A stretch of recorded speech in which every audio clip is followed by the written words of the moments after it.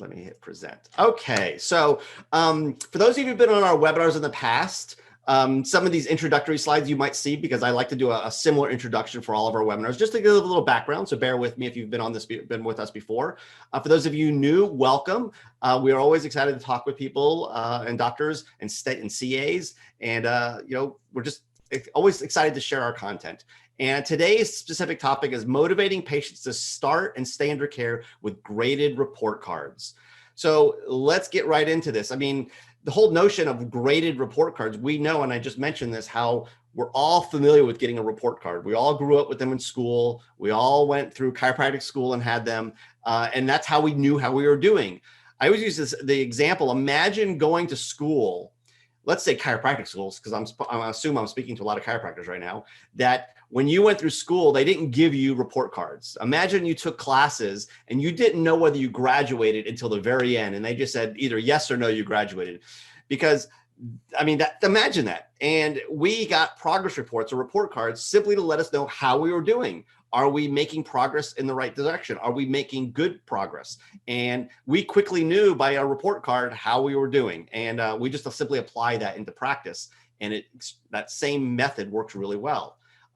Some just technical stuff here. We're using Zoom. Many of you, I'm sure, are very familiar with Zoom, but we want to make it easy for you guys to either ask questions or answer questions. I'm not sure how many questions I'll be asking you to answer today, but if I do, use the chat box. So you'll see in Zoom, there's a place to hit the chat box. That's where we want you to answer questions if we pose any to you. If you have questions you want to ask us, however, asking us questions, use the Q&A section. We monitor that as questions come in. So again, answering questions, use chat. Asking questions, use Q&A. That makes it a little easier for us to manage the webinar today. A little bit about our background real quickly. Holly and I have been in this industry for a long time. I've been a chiropractor since 1994. Holly joined with me, I think it was 2002, 2003. So we're going on almost 20 years working together. I think we just celebrate 18 years working together. It's a long time relationship of serving the profession together. And we've gotten pretty well known in the industry for running a cash-based practice or teaching this stuff as well. For those of you who don't know, I was featured on the cover of the American Chiropractor magazine. Holly's been featured on the cover of the Chiropractic Assistant magazine. In fact, Holly, why don't you share real quick? You have an article in the magazine right now in the current issue on collecting fees, etc. So if anybody wants to check that out, we maybe post the link. We posted that, actually a link to that in our blog, so Holly could post that into the. Sure, I'll be happy to do that. But it's a great one. I've got a lot of feedback. I'll just mention just real quick, give myself a plug on that. It's a fantastic article. It is. And, I read it. And I've had doctors reaching out to me saying, my CAs need to know this. This will be a topic at our next staff meeting. So check it out. I'll post it in the comments. Great. Awesome. So we're constantly contributing to the profession in regards to topic material. And we were humbled to have our mugs put on the cover of the magazines as a feature. So if you want to check those out, feel free to do so. I want to also give you a little background story of, what gives us any expertise to be teaching today, why us per se. And there's little Holly right there in the middle, and there's me on the far right in our Hawaiian outfits. This was a fun day that we had at our chiropractic office years ago. And this picture was probably taken around 2004, I think 2005 or so. And I want to just share a little background, and that is, in 1994, when I opened my practice, this is my own little Harvey Lillard story here for my own personally. I opened my practice in 1994 in Southern California called the Chiropractic Wellness Center. And I want to paint a picture that in the early 90s or mid 90s, when I opened my practice, wellness was not a term used in chiropractic. At least it wasn't in the names or marketing. Everything was the neck and back pain, that type of practice. In fact, if you were to open up the Yellow Pages, which was the marketing platform of the day, a yellow page ad, a full page yellow page ad, right after churches or right before churches were chiropractors. And if you opened that up and looked at all the full page ads, you saw two different types of ads. You either saw a picture of two cars crashing into each other and they were marketing for personal injury and car accidents, or you saw a picture of a guy bent over with lightning bolts flying out of his back. And he was the chiropractor was marketing back pain with the 8 danger signals. And that's what the marketing of chiropractic was. So that's what people thought of chiropractic at that time when they were looking for one. Wellness was not in the picture. The other thing about chiropractic at that time in Southern California was HMOs and managed care was a new thing and was all the rage. And it all came out of California, especially Southern California.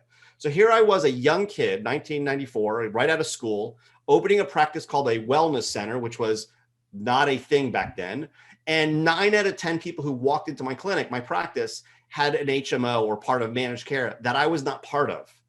So the environment was, I was trying to teach people about wellness and people weren't really thinking about that at the time. They were coming in with managed care and HMOs that I was not part of. And quite frankly, I struggled. I struggled a lot at the beginning of my practice, almost to the point where I gave up on becoming a chiropractor within my first year. And I was ready to give it up and go back to my previous studies. And I didn't, obviously. I'm obviously still here in the profession. And ultimately, I ended up figuring out over the course of many years, what are the things that are necessary to run a very successful cash-based wellness type practice is ultimately what I ended up creating. And in that practice, we developed many things. And one of the things we developed was giving patients regular feedback. And it was years later that I met a gentleman who shared with me, Dr. Dane Donahue, in fact, who shared with me this idea of giving people a score. And it wasn't something I came up with. I came up with the idea of, I didn't come up with the idea. During progress exams, giving people feedback and giving people, progress reports. And I struggled, like many of us did, of being able to communicate to patients, especially once they were feeling better, how to report to them that they still needed care and they were making progress. And eventually came up with a scoring mechanism. And when I met Dr. Dane, he shared with me this idea of a wellness score, and we loved it. And we ended up incorporating that into cash practice and incorporating the idea of giving people a report. And that's what we're going to share with you today, is how that has such an impact on having people not only start care and not only stay under care, but also change the conversation from get me out of pain to how do I get weller, or how do I stay well, or how do I improve my score? And it really transformed things quite a bit in practice. The story of what we did become chiropractors and the story of us developing things over time. We actually did a movie. Some of you have seen this story. I'll just mention it real quick, a little plug here. Thecallingmovie.com. It's a movie featuring the story of being called to serve as a chiropractor, as well as the story of being called to serve as a CA as well. So for those of you watching right now, if you haven't seen the movie, I would encourage you at some point later today. It's about 40 minutes or sometimes this weekend, watch the movie. It's really a lot of fun. In fact, we just had someone watch it just a day or two ago who called us up saying they actually hadn't been to a chiropractor themselves. They're not a chiropractor themselves. They watched it and they went back to a chiropractor. In the past, they only went for pain. And after seeing the movie, they realized, oh, I need to be going regularly. So it not only motivated patients, motivated the public, but motivates chiropractors and CAs, et cetera. So we find it to be a fun story. So we encourage you to go watch that movie, thecallingmovie.com. All right, so let's get into today's topic. And again, I like to start off with kind of this topic that I'm about to go through right now, this section here, which I generally go through with all webinars, because all the material I talk about generally refers back to the same topic, and that is successful, profitable practices have one thing in common. And that's ultimately what we're trying to talk about here, is how do you have a successful practice? And there's lots of things to do to have a success in practice. Today, we're going to be very laser focused on this one narrow focus, or this one with this one topic, and that is how to have loyal patients. Meaning successful practices, whatever you define as successful, whether that means money, whether that means freedom of time, whether that means people are staying under care, whatever you define as successful, what we find is regardless of your definition of success, they have one thing in common, and that is you have loyal patients. What do we mean? Patients who stick around, who follow through, who when you meet with them at a report of findings and you give them your recommendations, they say yes. And not only do they say yes, they actually follow through the entire treatment plan and then transition to a wellness program. Docs, how frustrating is it to have a patient that you sit toe-to-toe with at a report of findings, that you know you could help them, that you make recommendations, and either they say no thank you, or they say let me think about it, or even more frustrating, they say yes, and then after a couple of visits, they drop out. I mean, it's super frustrating, and I'm sure I'm going to guess you've experienced that yourself. We've all experienced that. And I want to share with you today one specific thing you could do among many to help alleviate that problem in practice. Now, from strictly a business perspective, we know that getting new patients all the time is 6 to 7 times more expensive than it is to keep your patients. So again, going back to just not only from a clinical standpoint of having the benefits of people staying under care, but just strictly the business side of it, it costs you 6 to 7 times more to get a new person than it is just to keep the people you have. And I bring this up because we as a profession have an addiction to getting new patients. We do. You look at any magazine, any art, there's constant marketing to us chiropractors on the next new gimmick to get new ones, to get new patients. And there's nothing wrong with getting new patients. I'm a big fan of getting them. But at the end of the day, what's the point of getting them if you're not keeping them? And we want to do what we can to have loyal patients. Now, let me just change gears. I started off earlier saying, before we started the webinar, how excited I am to talk about the clinical side of things. So let me bring something up to you guys. I'm a pretty good chiropractor. I have to say, people tell me all the time I'm a really good adjuster, and I'm proud of that. And if I said to you right now, I could teach you an adjustment, a specific adjustment that you will always get better clinical results. No matter what the patient presents with, if you do this one specific adjustment, you will always get 10% better results, let's just say. Would you be interested in learning that adjustment? And I'm going to guess all of you right now are saying, yeah, I would like to know that adjustment, or I'd like to learn that. And maybe I know it already, but I'd like to know that. And if I was on stage asking that question, and as I look out at the audience, every one of you would be nodding yes, because that's been my experience when I ask this question in front of a live audience. So if you know you would learn an adjustment, even if it was difficult to learn, to get better results, I have a question for you. Would you agree that one of the reasons you don't always get the best clinical results with a patient is merely because the patient failed to follow through with care? That you didn't do anything wrong, the patient simply just didn't do what they needed to do. I bet you're agreeing with me right now. That's one of the reasons you don't get the best results. Now, if you are willing to learn an adjustment to get better results, are you willing to learn what you can do to help people follow through so they can get better results?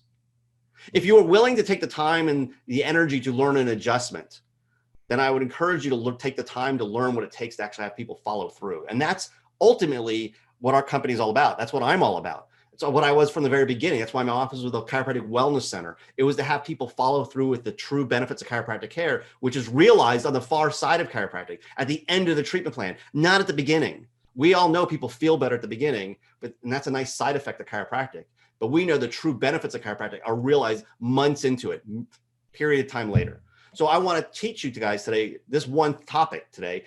This is one of the things that's very important and have people follow through. That's ultimately the aim here. And there are 4 areas, there's 4 pillars to patient loyalty. There's 4 things specifically that we found that are in key concepts in having people follow through. Let's go through them.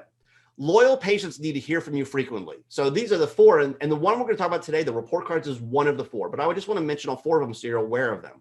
Loyal patients need to hear from you frequently. This is you staying in regular contact with people.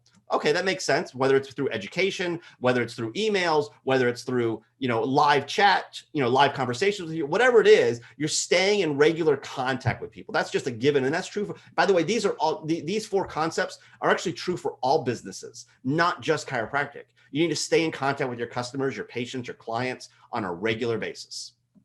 Number 2, loyal patients need feedback on how they're progressing with care. This is what we're going to talk about today. They need feedback on how they're progressing.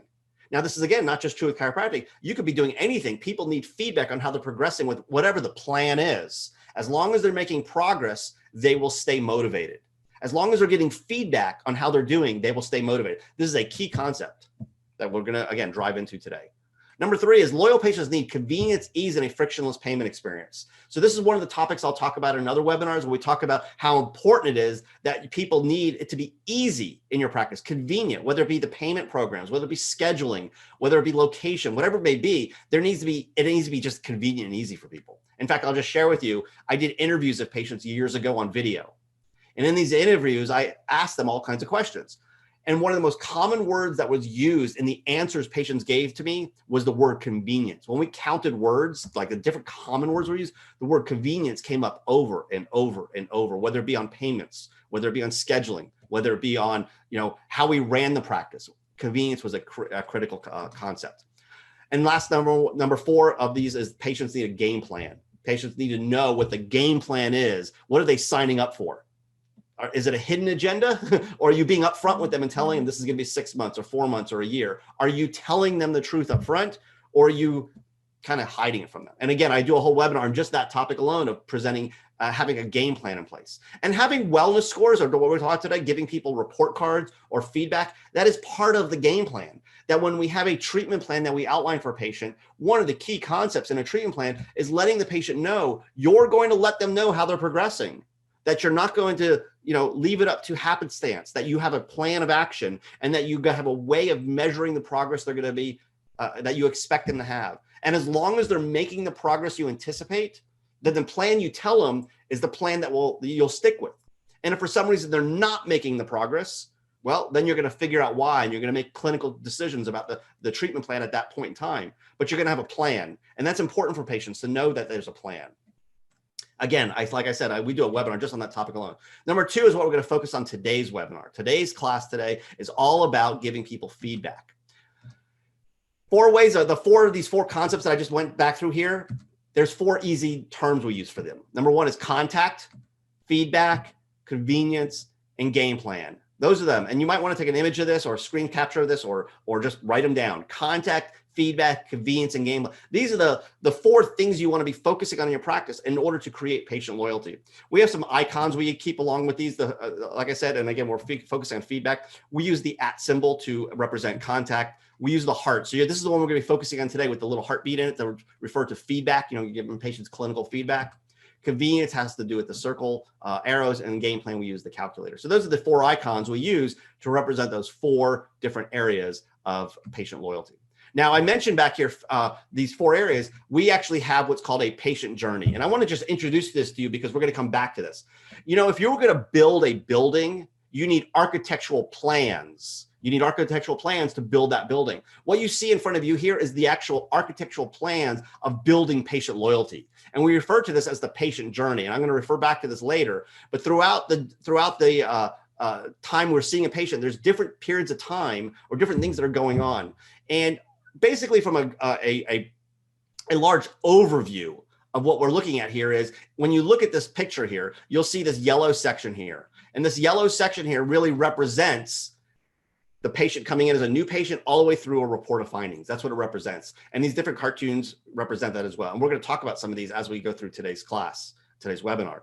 This brown section here with the loop here, the section 7 through 9, represents the treatment plan. That's the period of time you're taking care of the patient. And quite frankly, what we're going to be talking about today involves these 2 sections, this initial yellow section as well as this brown section. The purple section here represents the transition to wellness, when you're going to transition someone to the next program of care. And as I said, we're going to refer back to this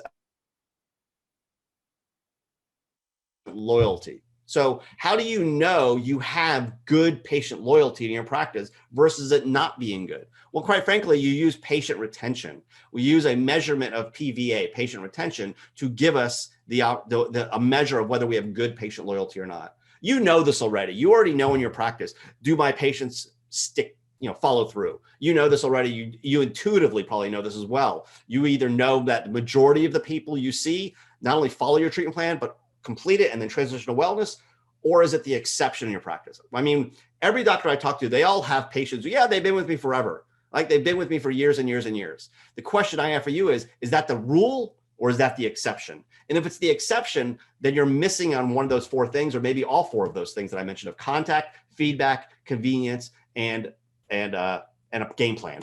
Sometimes I have a hard time remembering them. So those are the 4 that we need to focus on today. What does it look like in a practice when you have high retention? This is what it looks like.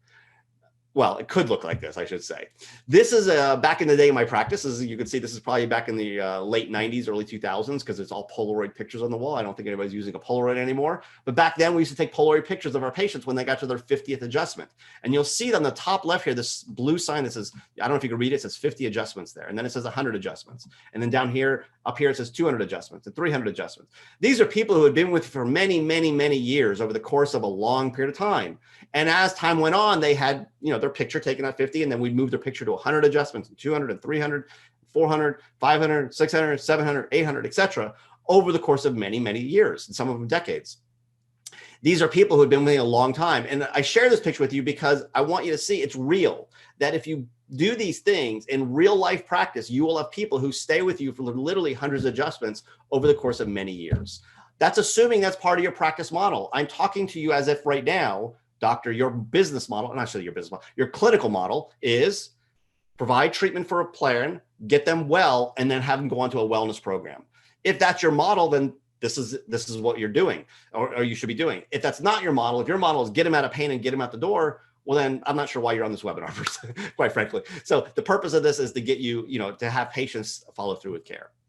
What does that look like in the business side of things? Here it is clinically, we see happy people. We see them, that's in essence what happens is people get well. From a business perspective, I'll go put on my business hat for a moment here. This is what it looks like from a stats point.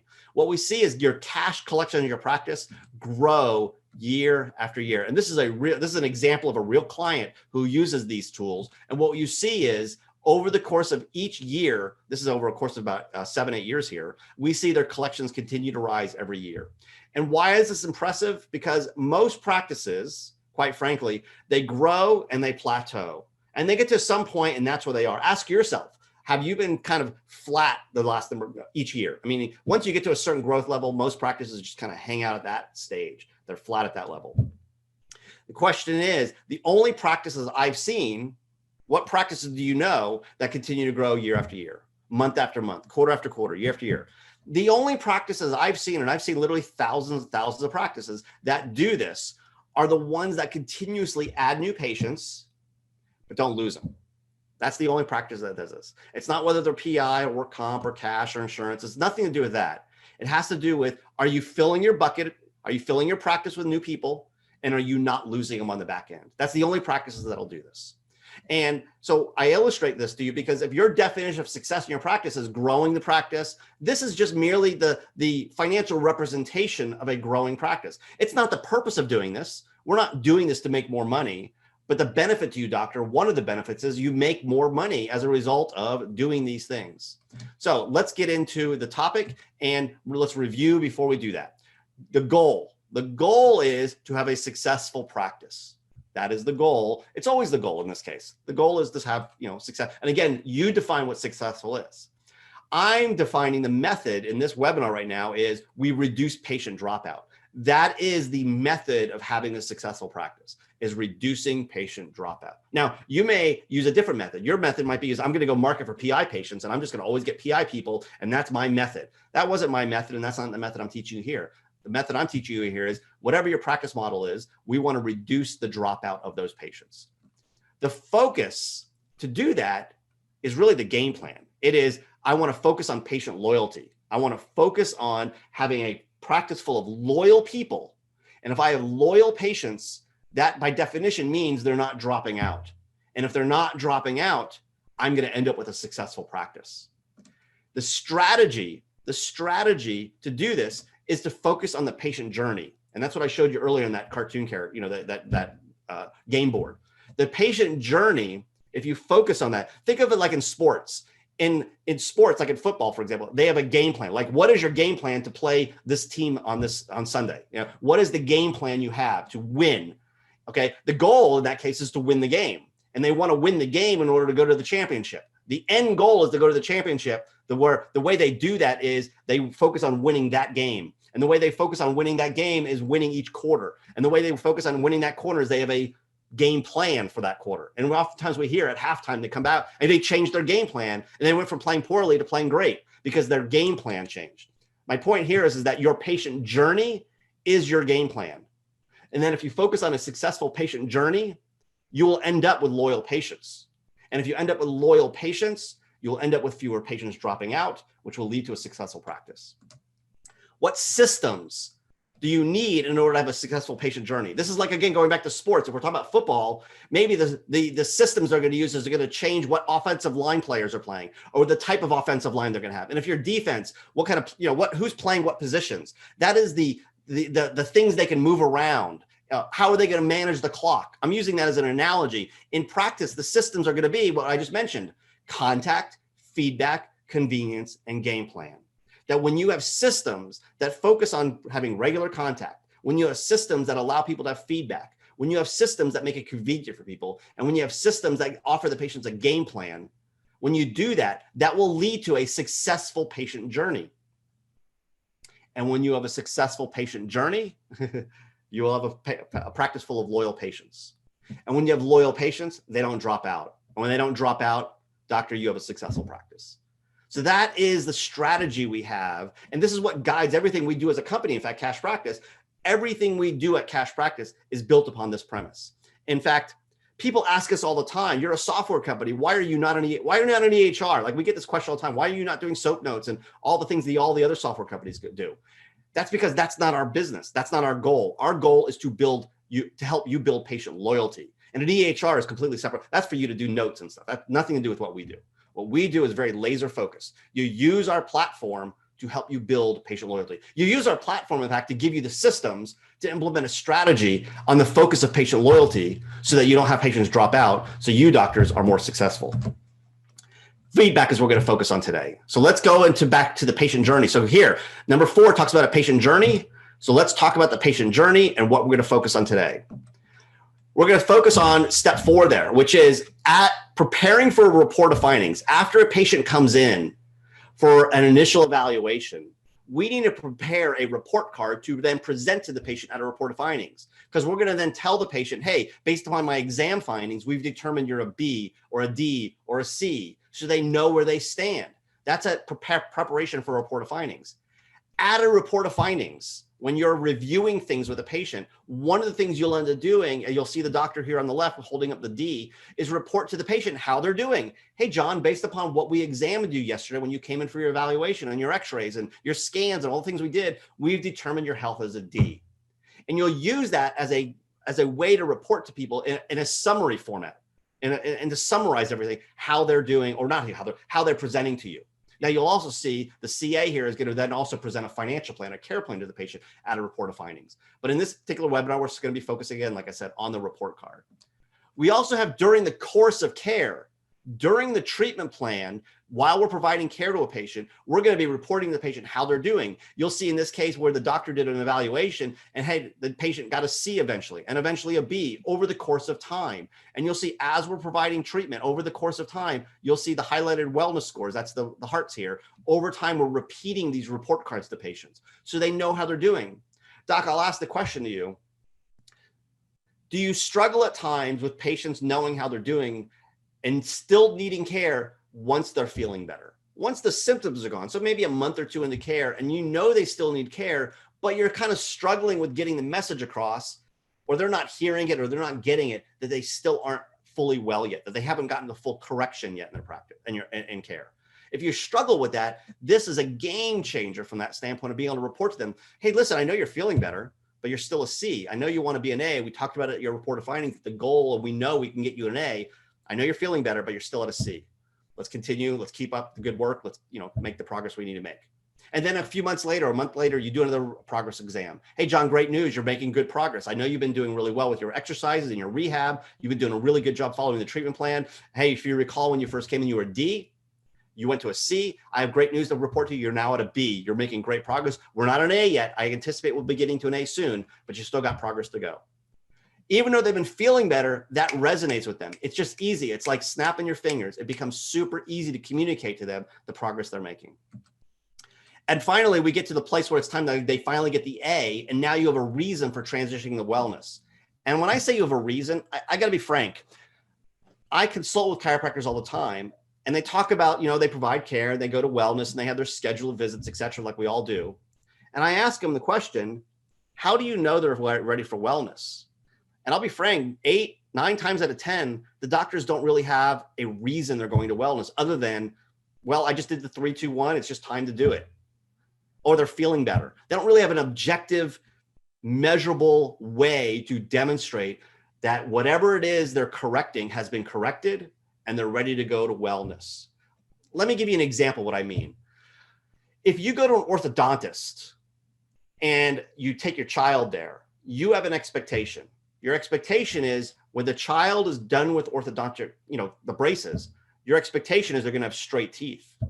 That's the objective outcome. And it's very easy to see that. You look in the mirror, you smile, you can see whether there's straight teeth or not. It's objective. And my question to you is, doctor, do you have an objective way to demonstrate to the patient they've reached a goal? Whether the goal is restoring the curve in their neck, whether the goal is to remove subluxation, whether the goal is to restore functional movement, whether the goal is to restore posture, whatever is the objective goal in your practice, do you have a way to clinically show that to a patient?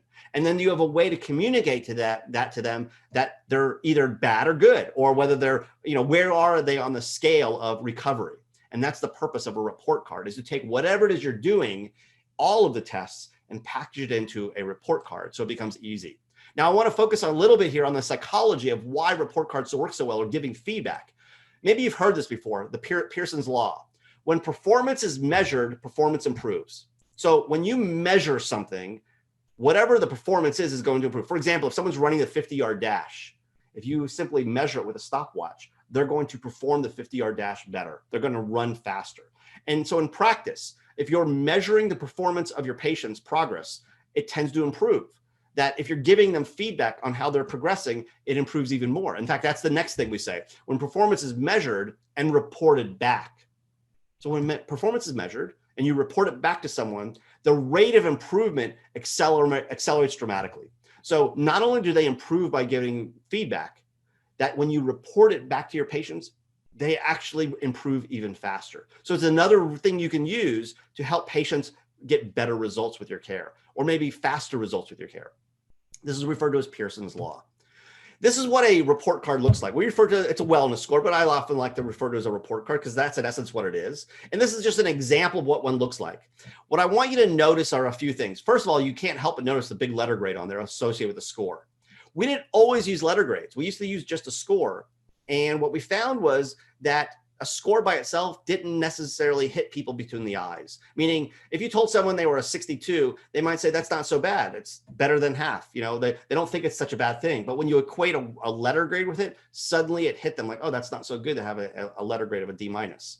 And you'll notice here on this report that all these different things we measure, in this case, core flexibility, core strength, anterior head syndrome, functional capacity evaluation, functional movement screen, neck disability index, Oswestry score, health satisfaction survey, core score, if you're using a substation example, palpatory subluxations, posture, cervical curve angle, regions of decay, you know, how many regions of spinal decay do you see on the x-rays, cervical flexion extension x-rays. This is just an example. We have over 100 different parameters that you could pick yourself, and you define what you want to measure, meaning what I'm showing you here is customizable. So when you create a report card, the thing that I absolutely love about our wellness score is we're not telling you, the clinician, what you need to measure. That's your job. You're the clinician. You should know what to measure, but we give you the tool to plug in exactly what you're measuring so that you're able to then communicate those things to your patients. Because at the end of the day, it's not our job to dictate to you how to be a doctor. That's your job. You're the doctor. We just want to give you the tool to be able to report to the patient what you're using. So we're not telling you what tools to use. Now, we can make some recommendations based upon what you're doing, and we're happy to do that for you on what things you can measure in your practice to help you. But nonetheless, the point is that it's customizable. So in this case, we're seeing this list of parameters, and it came up with this scoring. And you'll see it has nice colors on it, so it becomes very clear. You know, the green, the red, the orange, the yellow, so you can see, you know, where on the scale does a patient follow. So this is an example of what a wellness score might look like for a patient. Everybody knows the meaning of letter grades. Okay, this is why we use it. We don't have to invent a new thing. Like, I know we love using phases of degeneration and all these different things we have in chiropractic. The challenge with that is that not that they're not good, it's just that patients aren't used to that. We have to teach them something new. Versus, I always love to communicate with people using a language they already know. I tried to do that in the webinar earlier using sports as an example. I'm using an analogy that people already know. Well, in this case, when I'm communicating with a patient, they already know what a letter grade means. I don't need to teach them what it is. We also talk about this in finances also. People make financial decisions using a monthly payment as the language they use to make their decisions. In this case, we're talking clinically. I want to give a report back to a patient in the language they know. So we use a letter grade. So the next thing we're going to do is, you know, again, we want to show them how they're progressing. And I'm going to show you the different points of time, how you use this report or this mechanism of a reporting using a report card. In this case, this image is showing a picture showing a D to a B. And that's what a report might look like that you demonstrate, that you present to a patient. Hey, John, great news. Remember when you first came and you were a D and then you went to a C. I'm happy to report now you're at a B. You're making great progress. Let's keep up the good work. It's a motivational tool. It's an educational tool. And you'll notice that there's different, in this particular case, there's different scores on here. And that's because when we grade these reports, we grade different categories. Let me break it down this way. When you went to school, you had let's say you're in 8th grade, okay? You had math, you had English, you had science, you had history, you had different classes. And each of those classes got a grade. Each of those classes got the grade based upon the tests you took in that class. So think of each of these categories here that I'll share with you as the classes. The things you measure are the tests you do for those classes, and each of those classes will get a grade. And then overall GPA is down below. That's what the overall wellness score is, the GPA you have for all of your different classes. And it makes it really nice to be able to communicate to this patient is like, in this category, you got this score. And in this category, you got this score. It works really, really well. This is just simply the tool we use. Chiropractors has a program called the Wellness Score. It's the software platform to make it easy for you. Some of you on this webinar right now may be using it already. Some of you may already be Chiropractors clients and don't have this and may be interested in getting this. Some of you are probably never even heard of this before and you're seeing this for the first time. In essence, in the software, we give you the ability to plug in the data and it produces the report card for you. All reports are, like I said here, generated using the Wellness Score software platform. What I'm showing you here is an example of the data that we have in the back end that converts a measurement that you put into the system, how it gets graded. For example, in this case, we're talking about a parameter that when you get put in the system, depending on the measurement, it's going to give a rating of 1 through 10. And this is how the system works, is you put in your measurements, your findings, and based upon that measurement, the system has data built into it that interprets that data and rates it. Here's another example. Some of these are very simple. Like here's for men, this is how the data is interpreted. For women, this is how the data is interpreted. Here's an example where it's based on age. Certain young people have a data interpreted a certain way, the next age level, etc.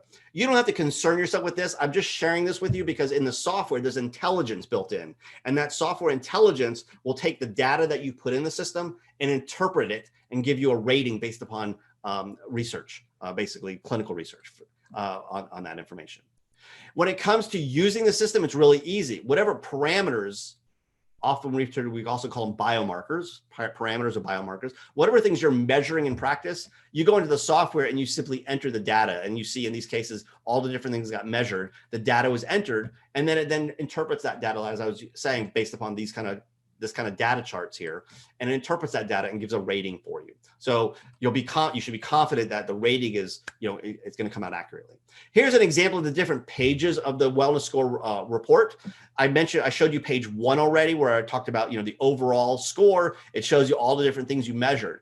The second page of the report here breaks it into the different categories or classes, as I use in the analogy of school, where we have your neurospinal health, your functional fitness, your functional nutritional assessment if you're doing nutraceuticals, nutritional recommendations, general health. As you measure these different things, and these are the different things that get measured for these categories, it produces a score. And then that score is then averaged to give you an overall wellness score.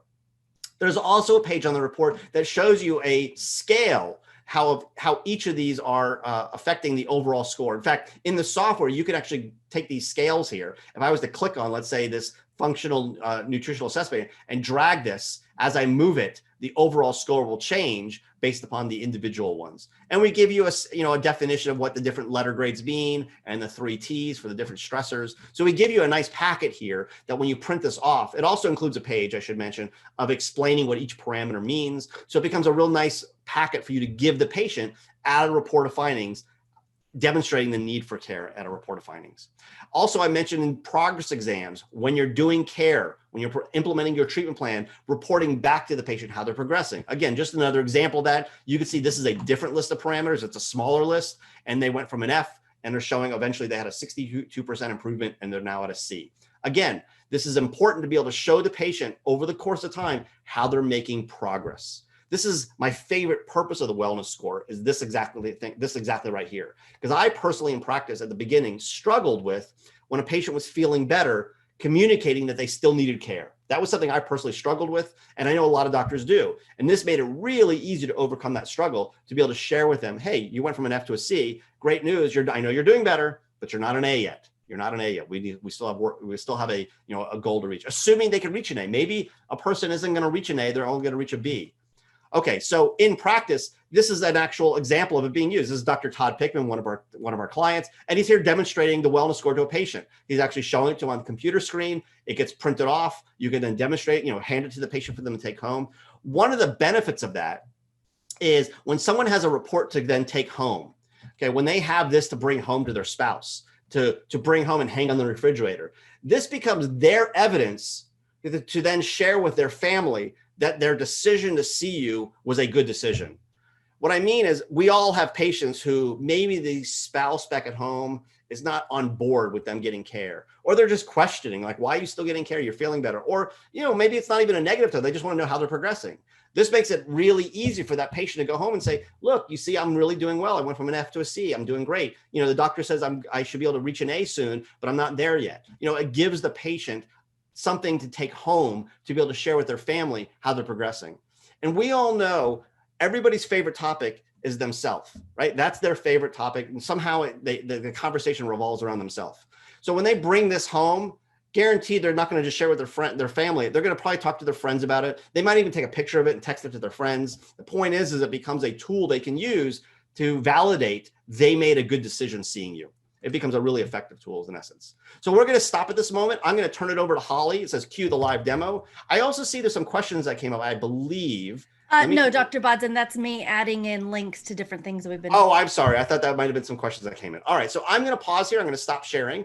I'm going to turn it over to Holly. And Holly's now going to take a moment here and share with you how easy this is to use. And this won't be very long. It'll be, pretty straightforward. How to go ahead and actually do this in the actual software. Okay. So, you guys, I am so excited to share this with you because as you've seen from Dr. Bodzin's demonstration, this is a game changer when it comes to conversations.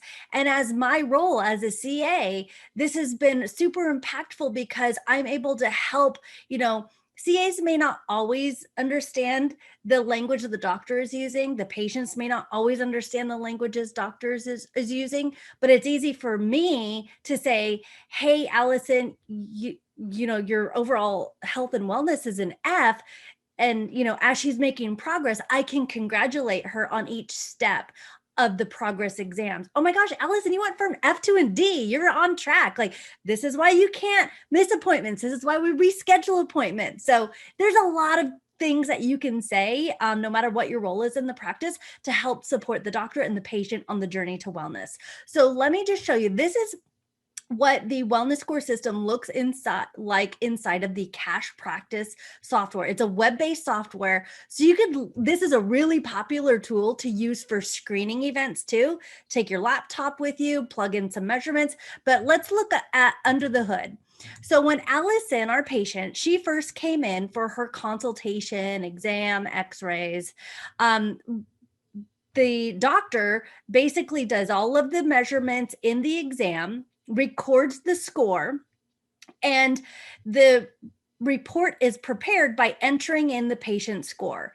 Now, we have a variety of pre-made what we call parameter sets or biomarker sets where you're picking and choosing what you're doing in your office. So in this example, just for time's sake, I've plugged in all of the measurements that were taken in the initial exam, and I've hit the save button. Once I do that, that's going to go ahead and generate the report. This report would be printed out. You can see you can print the report.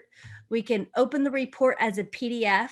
We could also download it as an image file.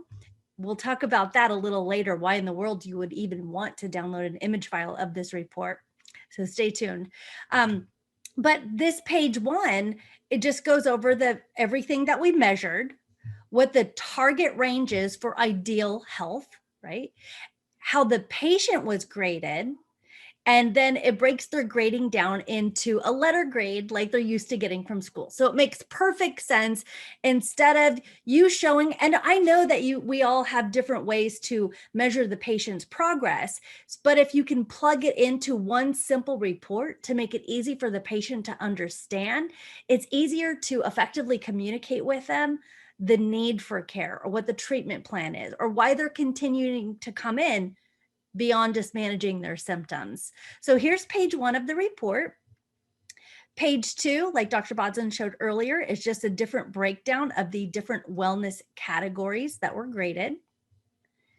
This page here, this is interactive. So this is pretty cool. So if you had this page up in practice, maybe it's in a screening event or in the report of findings, you're able to use this tool interactively. And for example, you could say, Allison, if we just focused on your neurospinal health, you can see how that will improve your health grade in that one area. But what we're doing here in our practices, we're focusing on all of these things: functional fitness, general health, and your neurospinal health. health. So each one of those is going to contribute to improving your grade for overall health and wellness. So it's a really great interactive tool to be used live in the moment. And then the last page just describes to the patient everything that you measured. And again, this is completely customizable. One of my favorite things that's a total game changer, as you're doing progress exams with the patient, this is where I see referrals come in. If the patient hasn't yet referred someone in, as they continue to see their grades getting better and better, when we present them with a comparison report, they are so excited to see that their overall health and wellness in this example went from an F to a B minus. This, like, adults don't really get report cards anymore. So this is exciting. I've seen patients take this home and proudly post it on the refrigerator. Like, look what I did. Look what I, did. And they're able to generate more referrals this way because they're taking it to work. They're showing people they feel better, inside and out. So Dr. Bodzin, was there anything more you wanted me to demonstrate in the wellness score? Yeah, you mentioned before about the JPEG image. Let's go back to that. So the comparison report's a perfect example of where you'd want to use that. I'll mention that while you're doing this. Yes. So in the view and print, you'll see there's a place where Holly can click download JPEG. And as you probably know, a JPEG is an image file. And you'll see she could save that to her desktop. And then she has this image. And what do you do with that? Well, the image is just, it's HIPAA compliant, meaning it doesn't have any patient data on it. It'll just simply be an image with of the report, of this first page of the report without it. And where do you use that image? Well, a lot of doctors like to do it on Facebook, and they'll post that image to Facebook, and they'll build an ad campaign around it, or they'll build a story around it. Like, hey, here's an example of a patient who came in. It's sort of like showing before and after x-rays, before and after CMG scans. Before and afters, showing, before and after the results, are a great marketing tool. And we give you that ability to make that really easy. We also have the ability to email these reports to patients, or you want to email them to the patient's medical doctor. We have a lot of doctors who do this, chiropractors who do this, that they'll take these reports, and as patients are making progress, they'll communicate the progress to the patient's primary care physician, and they'll send PDFs of these reports to those primary care doctors. And the doctors are impressed, quite frankly. They tell us they're impressed with the progress the patients are making. So there's lots of ways you could utilize this tool. We're just giving you basically the tool to use. Your creativity is it's up to you we give you lots of ideas, but you could use it a lot of ways. Holly mentioned, for example, screenings. We do have a lot of offices that will do corporate workshops, or they'll do just screening events, whatever it may be. And they'll do a parameter set with maybe 3 or 4 parameters, something really easy. So Holly has one there right there, corporate screening, and she's going to bring up a patient's name. And we go ahead and run that report. And you might be doing this at a company. And at that company, you're just going to measure these 4 things, something really easy to do. And you'll come up with a report. And then the report will say to the patient, hey, let's see. What does the report come up to, Holly? Let's see. Not 120. That's a little too high for that one. Well, let's just show, because you could edit it if you mess up, but yeah. Point is that the score, whatever you enter the data in, will give some score. And whatever that score is, you can then use it as a tool to say, hey, this was a preliminary report. It shows that there's a need for further evaluation. We'd recommend you come into the office for more comprehensive. This was a 4-point check. We're going to go ahead and do a 16-point check on the office, where, think of it that way, where you're just checking a few things to give an indication, and you then offer them the opportunity to come into the office. The point being is you could do lots of things with the wellness score in regards to marketing, from the standpoint of motivating people to start care, from the standpoint of motivating people to continue care. What Holly's doing here, she's showing that you can actually customize the report by adding images, adding recommendations. We give you the opportunity to, basically create a section of the report that it can be customized, as I guess. So Holly's just typing out here, for example, a clinical treatment plan recommendation, along with the image there. And you probably want to do Yeah, I just wanted to show it's just completely customizable. We have about 100 different biomarkers or parameters. You just basically pick and choose what it is that you're using in your practice, and you create your parameter set. We teach you how to do that. We provide all of the training, all of the support. We have videos led by Dr. Todd Pickman of Move Now University, of Dr. Dane Don Donahue with 8 Weeks to Wellness. So we have videos for demonstrating like how all of these things are put into place, and how it just makes it really easy, you guys, so easy to effectively communicate with your patient the need for the ongoing care, and that chiropractic or whatever the care is that you're providing is more than just their symptoms.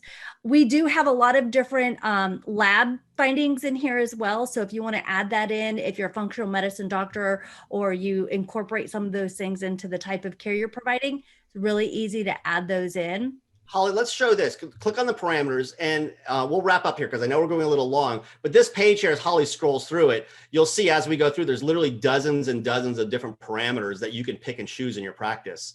And whether it be lab findings, whether it be x-ray findings, whether it be physical exam findings, lots of different things you can pick and choose to measure. And if there's something you want to measure that's not in the system, either you could ask us to add it and we may be able to add it for you, or you could add it yourself. You could actually customize the list of parameters in the system. And we've had that happen where doctor says, I measure this one thing and it's not in the database to choose. Could we add that in?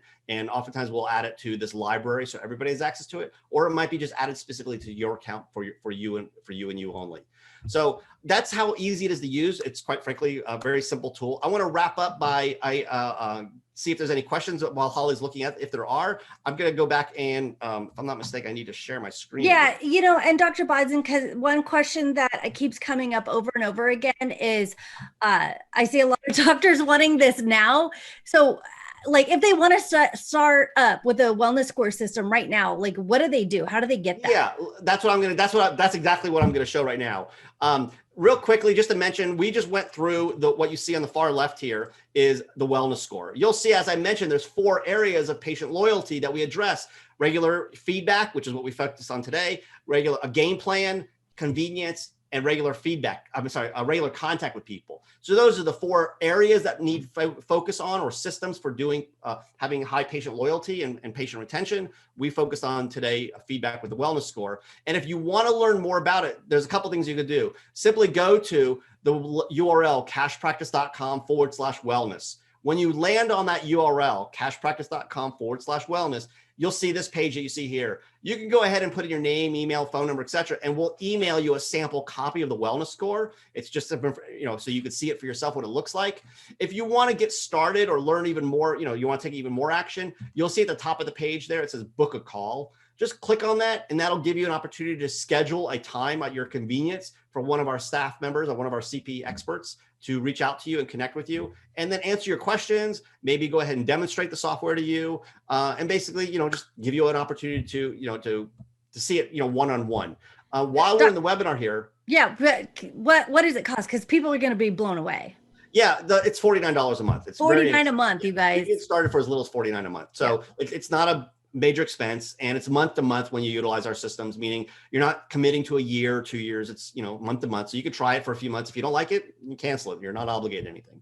So that's the cost of the system. So Holly, do we have any questions other than how to get started, that kind of stuff? I mean, it's a pretty straightforward idea. The whole idea of using report cards, etc. It's not a super complicated idea. So I'm not sure we're gonna have questions, but just some of the feedback I'm getting is love it. I'm going to check it out. Thank you, things like that. So great.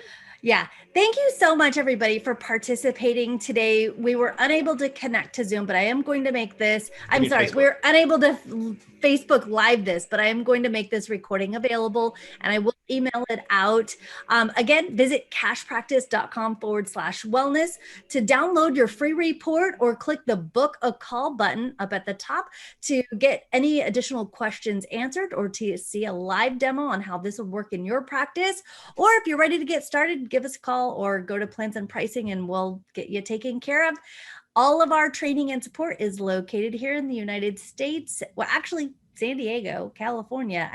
So we're happy. We've got all the sunshine and we're well-adjusted group of folks. So thank you so much for joining us today. Dr. Bodzin, any parting words? Just want to say thank you for taking the time. I know time is a valuable thing, and for you to share your time with us, I greatly appreciate it. And I certainly hope you take an opportunity to talk with us, and we'd love to be of service to you. Yep. All right. Thanks so much, everybody. Have a fantastic day. Bye-bye. Bye.